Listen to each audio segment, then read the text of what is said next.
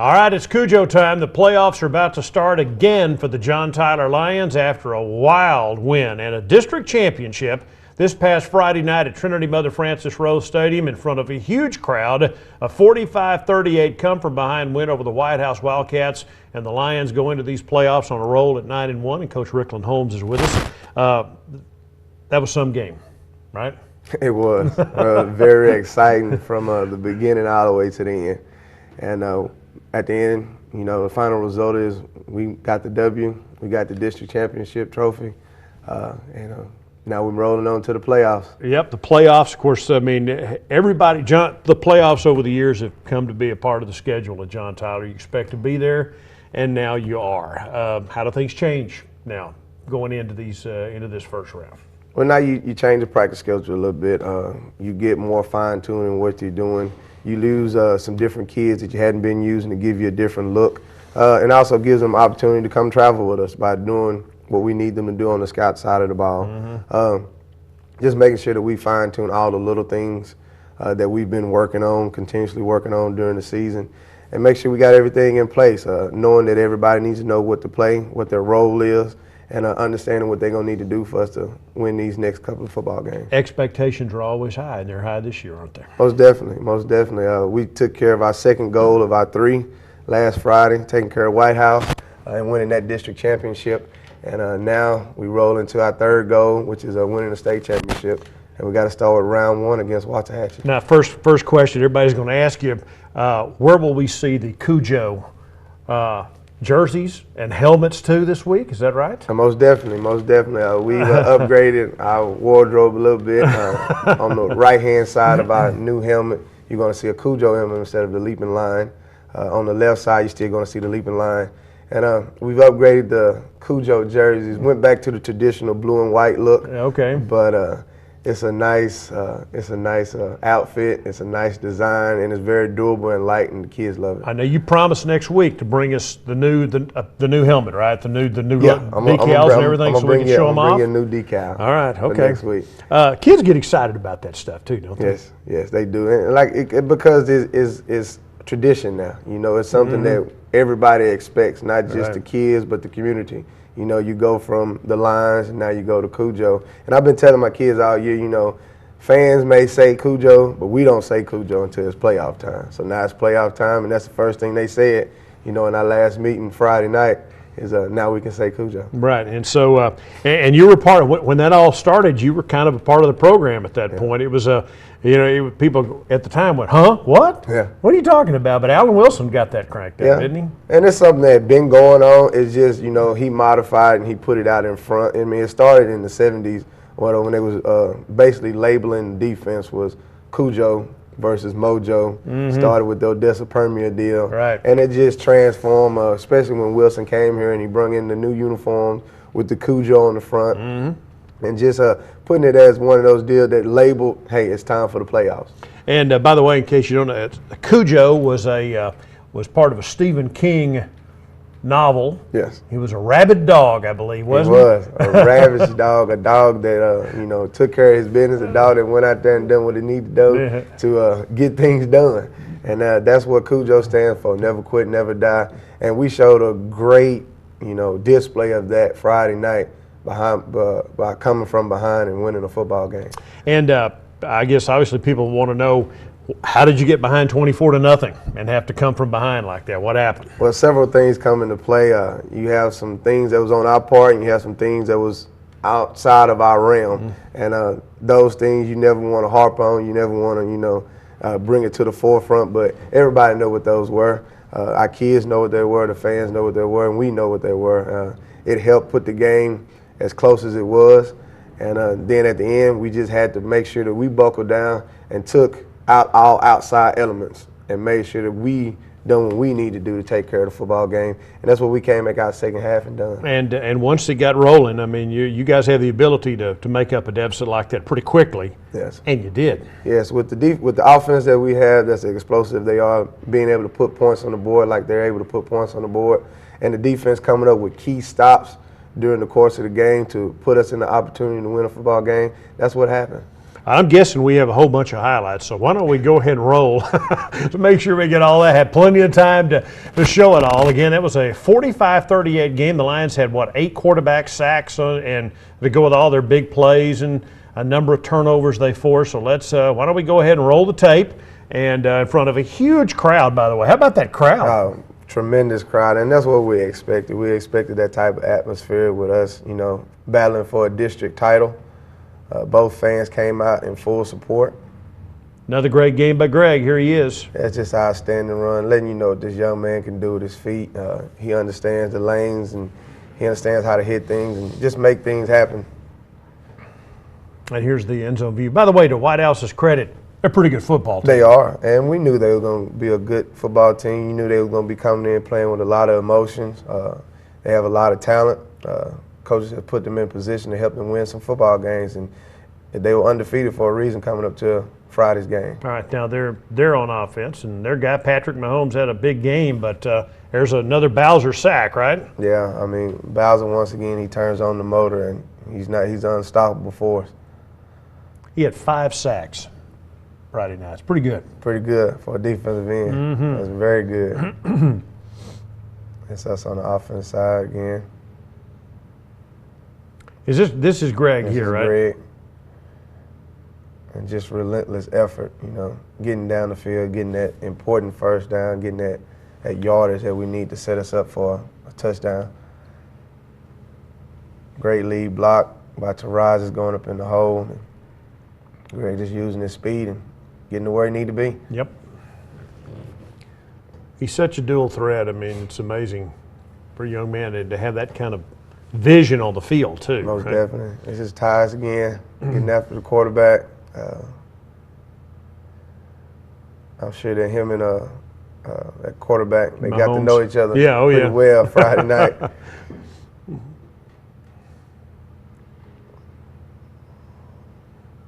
Well, just a couple of really good athletes. Mahomes a good athlete, Bias a great athlete. Yeah. Both of them, Tice is just super stuff. Chase him again, bring him down again. I mean, he was after the quarterback all night long, just handling his business, doing what he does, using his strength and speed and quickness.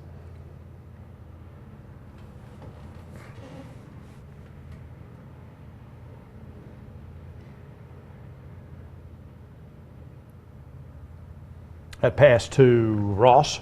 Yes. Okay. And Ross had a pretty good night himself. Yeah, he did. 187 yards. Had a long touchdown run, too, didn't he? Touchdown run. He just, once again, shows you why, he's one of those top recruits in the nation. Nice play on the edge. Who made that play? Look like Tyus once again. Mm-hmm.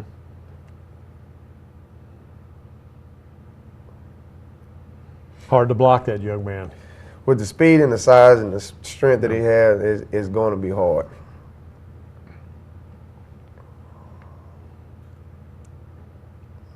Nice move after the catch. Yeah, that's another touchdown play to Fred Ross. Yeah. And he makes it look almost effortless, like, this is just what I do. Yeah, I mean, it's one thing to catch the ball, and you got to do that first, but then to have that kind of speed and strength. Awareness. Yeah. To know exactly where defenders are, to go opposite from them and make things happen. Tough catch, tough run by Darren Flowers right here.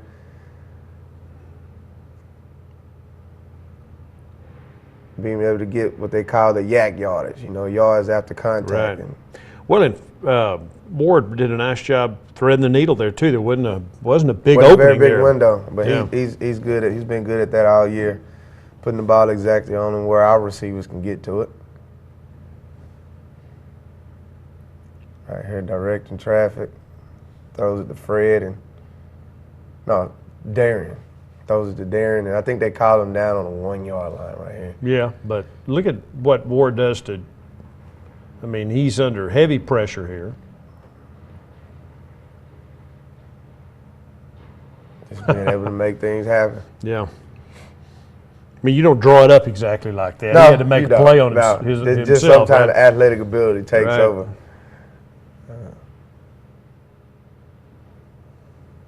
tell people all the time, a lot of coaches want to say it's about the X's and the O's. Well, sometimes it's not about that. It's about the Jimmys and the Joes. Yep. That's a great saying. Ain't X's and O's, it's Jimmys and Joes. In this case, Greg and Fred and all those guys, Flowers and Liggins. Bowser. Who's here? Who's got the ball here? I look like another catch by Chuck again. Okay. Darren Flowers. You see it again on the end zone view. I love the end zone view. You get to see your interior. Well, again, this is the lanes. scouting. This is where you really get your scouting stuff too, right? Yeah, that's the Darren. Like I say, another good yard. Yards after contact.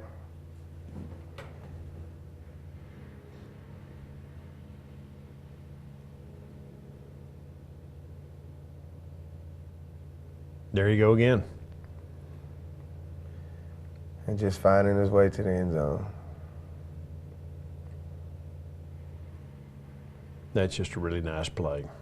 Finding your receiver. Now, is that Ross? Yes. Yeah. Putting it in the playmaker's hand and just letting them make plays is what it's about. Giving them opportunity.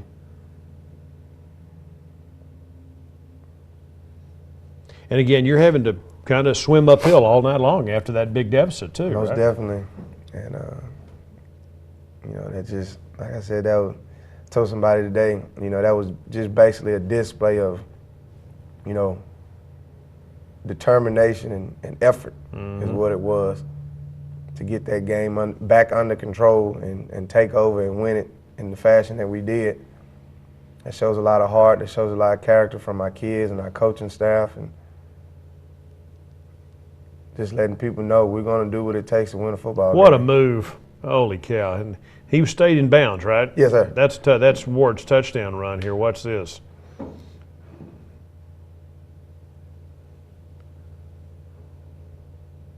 Just another athlete in the field making things And the move here, happen. what's it?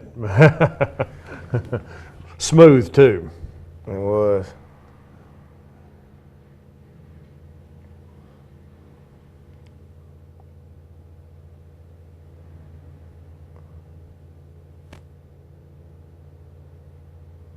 Another big run.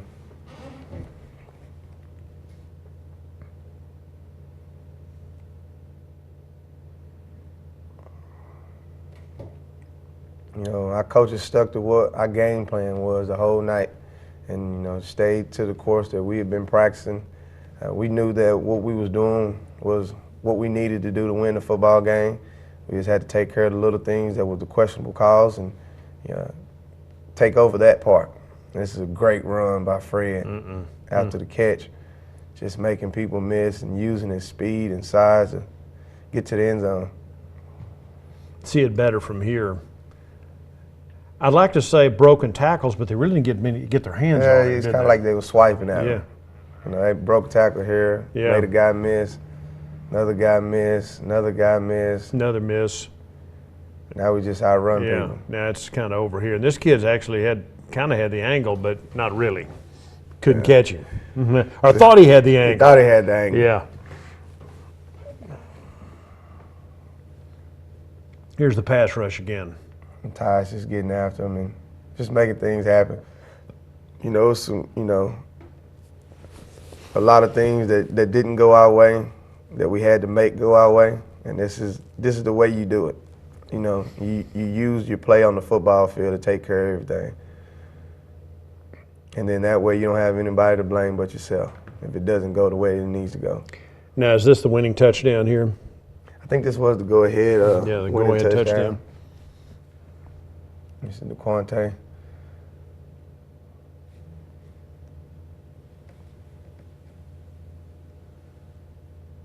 Just having a tremendous year on both sides of the ball. Mm-hmm.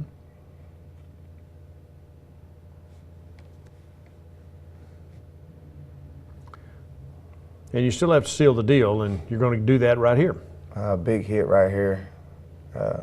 It basically kept them from getting the first down and making them go to extra downs. Huge hit, broke the ball up.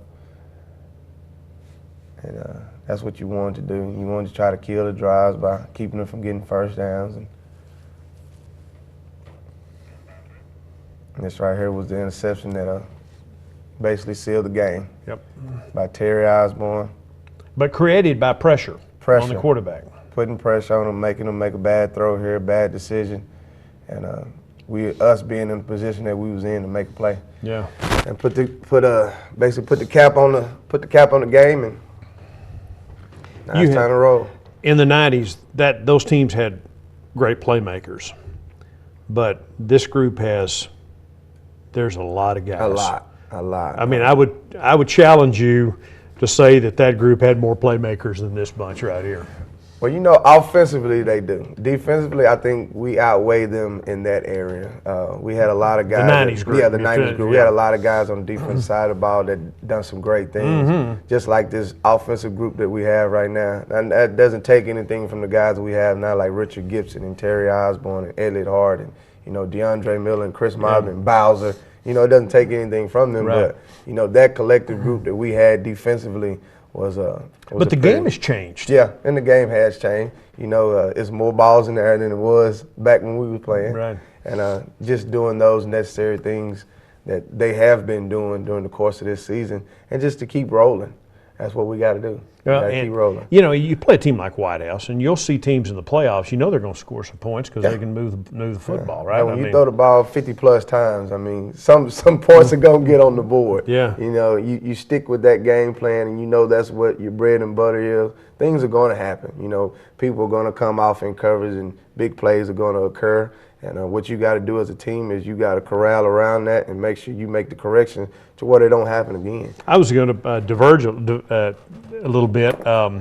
There's a reality show being taped right now. Yes. About that 94 Plano East John Tyler game. Yes. They were at your place last week doing some stuff, weren't they? Yes, sir, they were. They done their first, I guess, they promo shot with the Plano East team Saturday, and then they came to our stadium Sunday with the 94 team, and they done their little promo shots. And then they met at Cowboy Stadium. Cowboy Stadium. They met there Monday. Too bad there's no Texas Stadium left. Yeah, no more Texas Stadium. They met at Cowboy Stadium Monday, and they done the final shot, I guess, to promote, the reality show. And everybody I've talked to, they said it went real well. A lot of guys were sore, because they had to do some cardio stuff and had to lift a couple of weights and stuff like that. But other than that, I think it's a pretty good deal, and I think it's exciting. I think it's very exciting. So a bunch of those guys on that 94 state championship team were actually on campus then last week, right? Yeah, a lot. Some of them that don't live in Tyler, too, right? Yes. Who all came back? Do you remember any of the names of some of the guys that came back? Jesse Taylor, Rod Dunn, Ricardo Dunn. Dunn does not live in Tyler. He's the kid who ran the kickoff back to win that ball game. Yeah, he lives in Oklahoma. Reginald Wilson was here. He lives here. He came. Some guys that probably came from out of town. Like I said, was Dunn. The Sakia champion, was he there? No, he wasn't there. Okay. He wasn't there. He wasn't on that team. I think he had already graduated. Okay, already graduated. Okay. Yeah.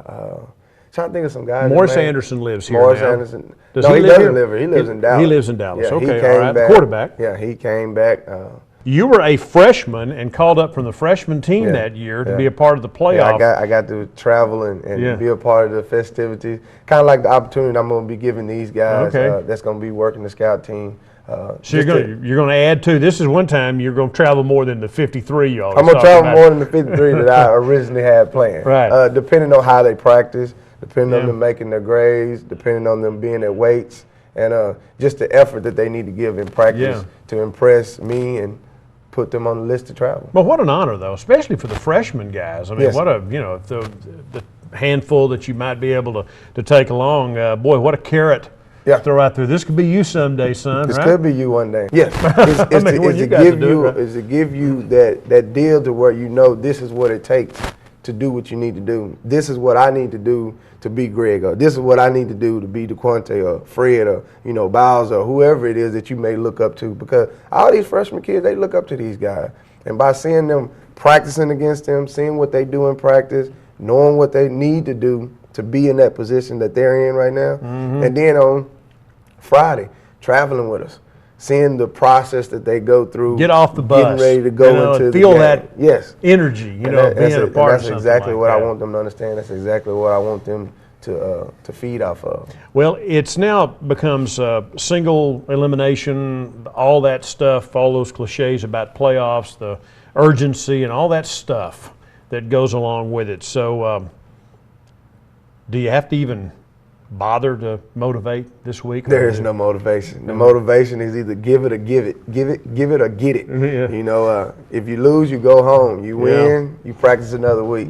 Like I told them this Friday as we were getting ready to play Whitehouse, and I told everybody was in there. I said, it's 2 games that's promised to you right now. Tonight's game and next week's game. After next week, if you don't take care of your business, you're done. Off season starts. Seniors, you get ready to go off to college. And you become a civilian again, basically. That's the process. Right? That's the process you need to understand that you go through. And like I told them, 2 more games are promised, tonight and next week.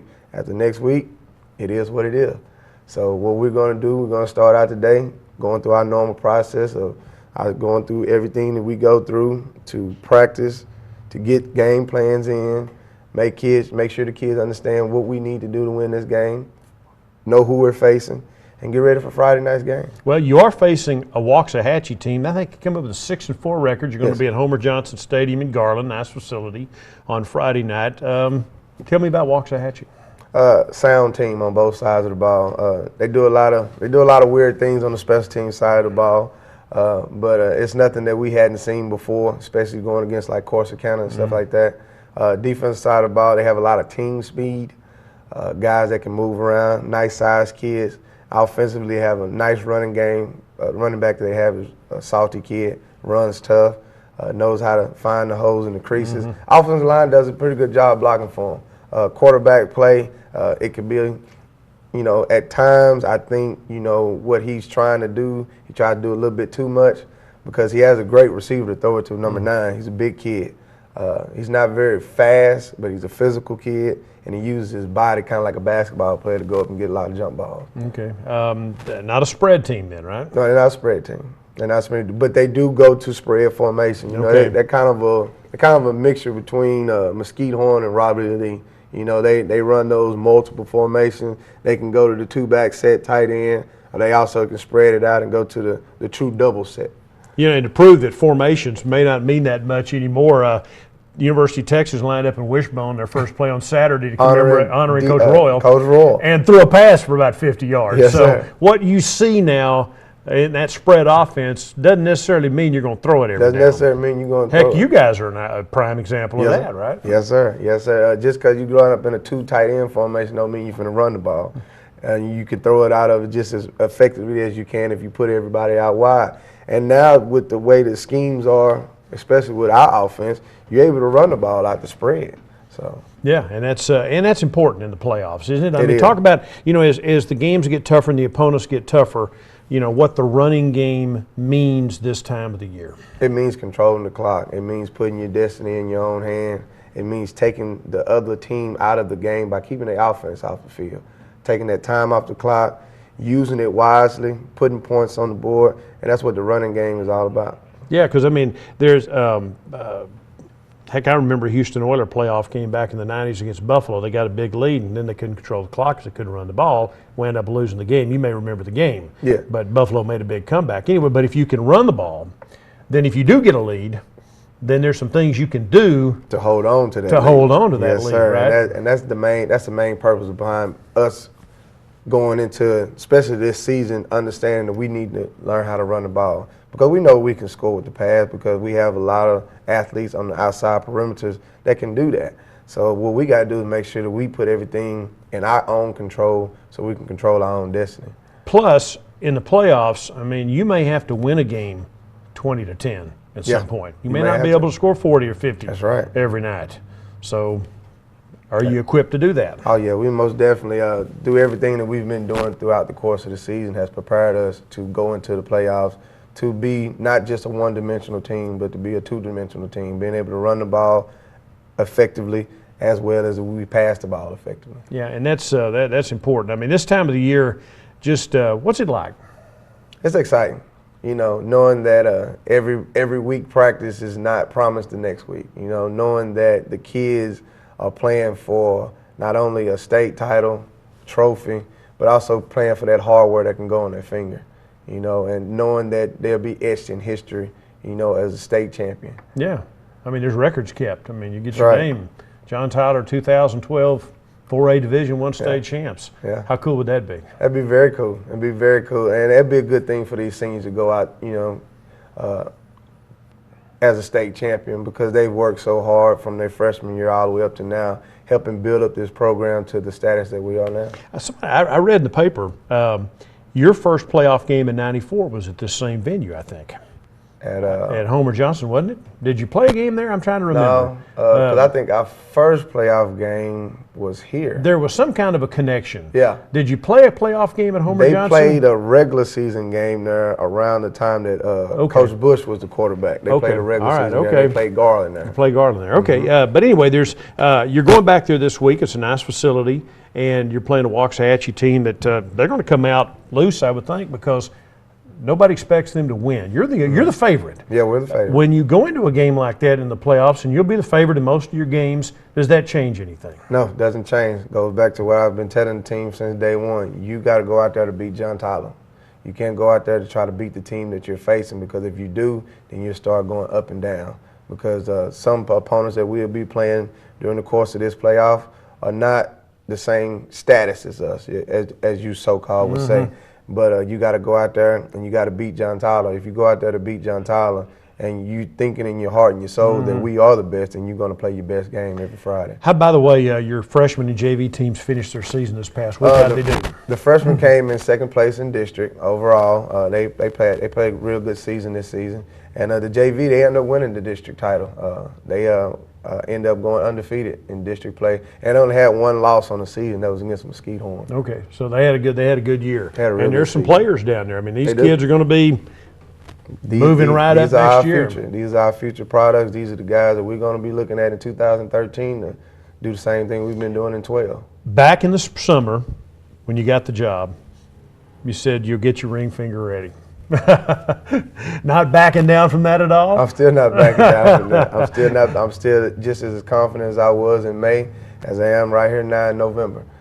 These kids understand what it needs to do to take care of our business and to make sure that we're able at December 22nd to go get some ring size ready. By the way, part of that was also designed. You wanted to throw the gauntlet down for these kids and show them, hey, this ain't just about playing 10 games and then being happy to be in the playoffs. This is about more than that. Most definitely, and we hadn't shied from that since day one. We understand that, that is one of our 3 goals, and so far we've accomplished our first 2 goals, and we took care of business. Now it's time to move forward to that 3rd goal and keep up with what we said we wanted to do. And the new unis, break them out. Watch for all that on Friday night, right? We'll be seeing all that this Friday. All right, new helmet decal, new jerseys. New jerseys. All right, and a new look for the Lions. A new look for the Lions. All right, good luck, Coach. All right, should be fun. Again, Homer Johnson Stadium in Garland is the scene of the action, 7:30 on Friday night against the Waxahachie Indians.